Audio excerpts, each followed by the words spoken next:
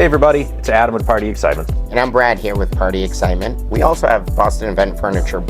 However, we want to talk to you about the beginnings today, how we got started with our business. We're actually friends and we've known each other for a long time. So I actually moved to Peabody when I was 10 years old, and that's when I first met Adam.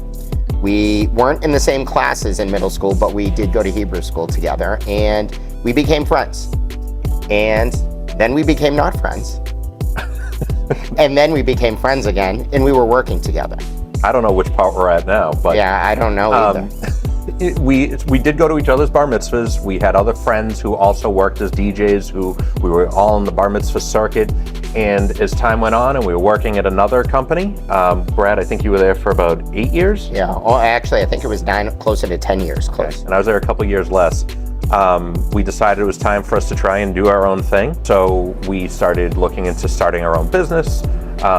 We had all different ideas of how to even name a company, but the criteria that we were looking for would be that it had to have a web domain that we could get the .com, Yep. and no hyphens or anything like that. That was sort of And no misspellings. We didn't want excitement. It had to be spelled the right way because nobody would ever find us, in our opinion. No, I know my first few pages of Looking at the domains. looking at different domains, we had a yellow notepad full of just possibilities. The one I was leaning towards was All Night Long Entertainment, which I'm glad we didn't do. And do you remember what yours was?